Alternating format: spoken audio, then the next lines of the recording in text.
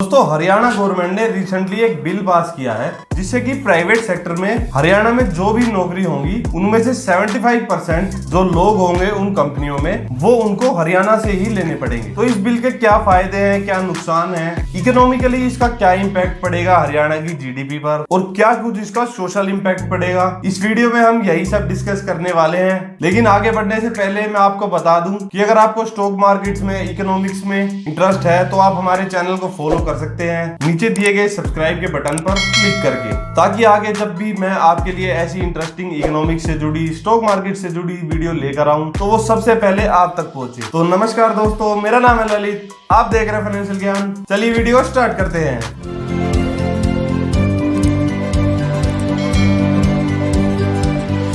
तो दोस्तों सबसे पहले तो समझ लेते हैं कि ये बिल है क्या और ये कैसे काम करेगा। तो दोस्तों मैं आपको बता दूं कि इस बिल के अकॉर्डिंग जो भी नई कंपनी हरियाणा में रजिस्टर होगी या जो भी नई कंपनी हरियाणा में आएगी उस पर ये बिल अप्लाई होगा। जो ऑलरेडी सेटल्ड कंपनियां हैं, जो पहले से ऑपरेटिंग है हरियाणा में, उन पर ये बिल अप्लाई नहीं होगा, बल्कि जो न्यू इन्वेस्टमेंट आएगी, न्यू कंपनियां हरियाणा में आएगी उन पर अप्लाई होगा। तो किस किस कंपनी पे अप्लाई होगा?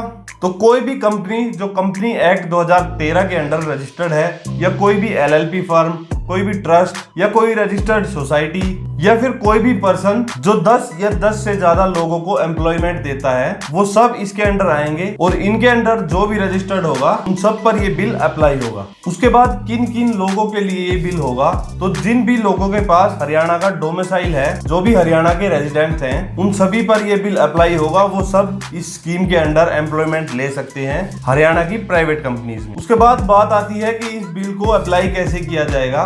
तो हरियाणा गवर्नमेंट का कहना है कि हम एक पोर्टल लॉन्च करेंगे जिसपे सभी हरियाणा के लोग जिनको नौकरी चाहिए, जो अनएम्प्लॉयड हैं, वो जाके उस पर रजिस्टर्ड करेंगे, अपनी क्वालिफिकेशन बताएंगे और उसके हिसाब से जो भी नई कंपनी आएगी उस पोर्टल से उस इंफॉर्मेशन को ले सकती है और अपने अकॉर्डिंग जैसी भी जॉब रिक्वायरमेंट उनके पास है तो वो उस पोर्टल से लोगों को एम्प्लॉयमेंट दे सकती है और उन लोगों को एम्प्लॉय कर सकती है। उसके बाद हर डिस्ट्रिक्ट में सब डिविजनल रैंक के ऑफिसर अपॉइंट किए जाएंगे जो इस चीज को चेक करेंगे कि क्या ये रूल अच्छे से फॉलो हो रहा है या नहीं, और वो किसी भी कंपनी में जाकर इस चीज को चेक कर सकते हैं। कोई भी अगर गिल्टी पाया जाता है, इस रूल को फॉलो नहीं करता, तो उसके ऊपर 10,000 से 2 लाख रुपए तक का पेनल्टी लगा सकती है गवर्नमेंट, और अगर वो फिर भी नहीं मानते तो 1,000 रुपए पर डे पेनल्टी और भी आगे लगा सकते हैं। तो अब बात आती है क्या सभी के लिए ये रूल अप्लाई होगा? तो नहीं, जो भी जॉब 50,000 की सैलरी से कम है उन सभी जॉब्स पर ये रूल अप्लाई होगा। यानी जिन भी नौकरियों की 50,000 तक सैलरी जाती है उन सब में ये रूल अप्लाई होगा। उसके अलावा 50,000 से ज्यादा जिसकी सैलरी है उस चीज पर ये रूल अप्लाई नहीं होगा।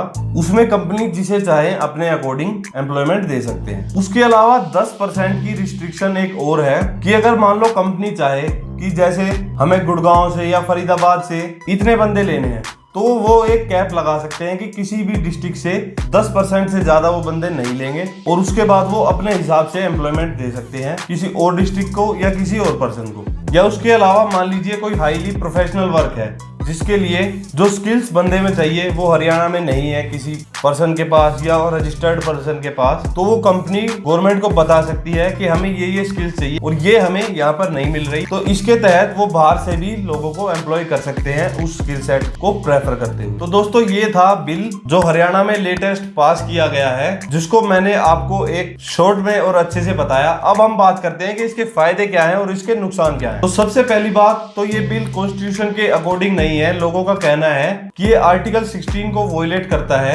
आर्टिकल 16 हमें कहता है कि हम सबको इक्वल अपॉर्चुनिटी देंगे, सबको बराबर का मौका देंगे किसी भी नौकरी में या किसी भी जॉब में। वहीं राम कुमार गौतम जो जेजेपी से मिनिस्टर हैं हरियाणा गवर्नमेंट में, उन्होंने भी इस बिल को अपोज किया है कि ये इंडिया की सॉवरेनिटी को हर्ट करता है। जैसे कि आंध्रा ने अपना अलग बिल पास कर रखा है, महाराष्ट्र ने भी अपना अलग बिल पास किया है कि वहां पे वो सिर्फ महाराष्ट्र के लोगों को जॉब्स देंगे, वैसे ही हरियाणा ने अब इसको पास कर लिया।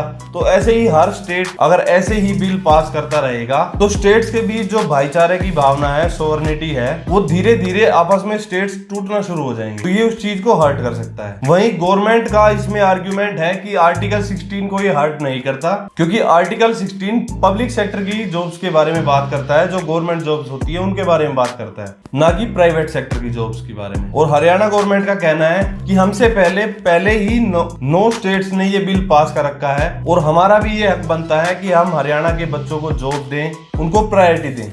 उसके बाद अगला जो आर्गुमेंट है इस बिल के अगेंस्ट वो ये है कि जो प्राइवेट सेक्टर के लोग हैं, क्या उनके कामकाज में सरकार को इंटरफेयर करना चाहिए, सरकार को ऐसे प्राइवेट सेक्टर पे कोई कैप नहीं लगानी चाहिए। इससे क्या होगा कि प्राइवेट सेक्टर जो है इन्वेस्टमेंट करने से कतराएगा, हरियाणा में इन्वेस्टमेंट नहीं आएगी और हो सकता है ऐसे रूल्स की वजह से जो ऑलरेडी स्टैब्लिश्ड कंपनियां वो भी यहाँ से उठकर चली जाएं। वहीं सरकार का इस पर कहना है कि प्राइवेट सेक्टर को इससे प्रॉब्लम ही क्या होगी, बल्कि हम तो उनका काम आसान कर रहे हैं, उनको एक पोर्टल प्रोवाइड करके देंगे जिससे उनका HR टीम का जो टाइम है, खर्चा है वो बचेगा। उनको ऑलरेडी स्किल सेट के हिसाब से हम डाटा देंगे, लोग देंगे जो उनकी कंपनी में काम कर सकेंगे। और प्राइवेट सेक्टर को तो काम से मतलब है और लेबर से मतलब है, तो हम तो उनका काम आसान कर रहे हैं, उनके लिए एक पोर्टल बना रहे हैं जिससे उनको ऑलरेडी एक सेट ऑफ डाटा मिलेगा जो वो अपनी सहूलियत के हिसाब से चूज कर सकते हैं लोगों को, जैसी भी स्किल सेट के अकॉर्डिंग उनको एम्प्लॉय करना हो। वहीं दोस्तों अगर मैं अपना पॉइंट ऑफ व्यू आपको बताऊं तो 26% लोग ऐसे थे जो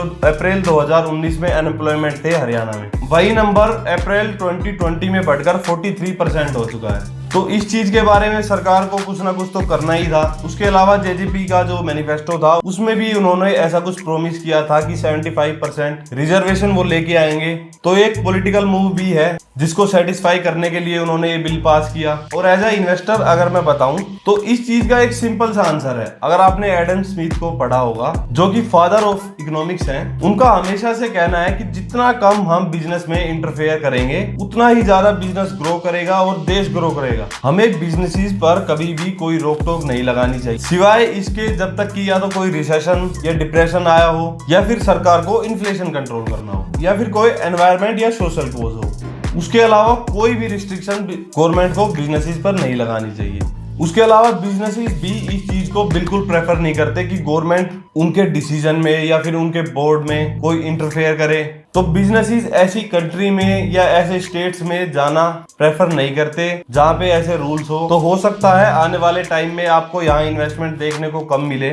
और ऑलरेडी हम देख रहे हैं कि 5 साल से बहुत ही कम इन्वेस्टमेंट हरियाणा में आई है। उसके अलावा आप में से किसी ने अगर अर्थशास्त्र पढ़ा होगा तो उसमें भी एक चैप्टर दिया गया है जिसमें हमें बताया गया है कि जो टैक्स होना चाहिए किसी भी एक ग्रोइंग स्टेट में वो सिर्फ 5% होना चाहिए। उस 5% से उनका क्या मतलब है कि जैसे मान लीजिए कोई भी बिजनेस 100 रुपए कमा रहा है और 5 रुपए टैक्स वो स्टेट को पे कर रहा है। वहीं आज की डेट में कॉर्पोरेट टैक्स जो है 25 से 30% तक होता है। तो अगर उसको हम 5% करते हैं तो इससे होगा क्या कि और ज्यादा पैसा कॉर्पोरेट्स के पास बचेगा, वो उसको और फर्दर इन्वेस्ट करेंगे तो नए प्लांट्स खोलेंगे, नया इन्वेस्टमेंट करेंगे जिससे नए लोगों को नौकरी मिलेगी और ज्यादा एम्प्लॉयमेंट बढ़ेगी। तो उस चीज से उनका कहने का क्या मतलब था कि स्टेट्स को कम से कम इंटरफेयर करना चाहिए बिजनेसेस में। और ऐसा हमेशा देखा गया है कि जब भी स्टेट कम इंटरफेयर करता है उतना ही ज्यादा बिजनेस ग्रो करता है, उतना ही ज्यादा वो स्टेट ग्रो करता है और वहां पे और ज्यादा खुशहाली आती है। और जब कोई भी नई इन्वेस्टमेंट आती है, जैसे कोई भी नई कंपनी आती है,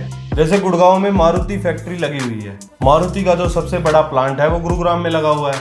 तो उस एक इन्वेस्टमेंट के सहारे कितनी ज्यादा और इन्वेस्टमेंट आई, वहां पे जमीनों के रेट बढ़ते हैं, वहां पे जो लोग रहते हैं उनको और ज्यादा बिजनेसेस करने के मौके मिलते हैं। इवन आई डोंट थिंक कि वहां के जो लोग हैं कोई जॉब करके खुश भी होगा। तो अगर आप 75% आरक्षण की जगह ज्यादा इन्वेस्टमेंट स्टेट में लेकर आते हैं तो उससे ज्यादा इंपैक्ट पड़ सकता है जॉब्स पर as compare to these kind of decision. तो दोस्तों ये मेरा पर्सनल ओपिनियन है। इसके अलावा जो भी इस डिसीजन पर आपका ओपिनियन हो आप कमेंट बॉक्स में शेयर कर सकते हैं। उसके अलावा इकोनॉमिक्स से जुड़ी, इन्वेस्टमेंट से जुड़ी ऐसी वीडियोस के लिए हमारे चैनल को शेयर करिए, लाइक करिए, सब्सक्राइब करिए। तो दोस्तों मिलते हैं ऐसी ही इंफॉर्मेटिव नेक्स्ट वीडियो में। Thank you so much.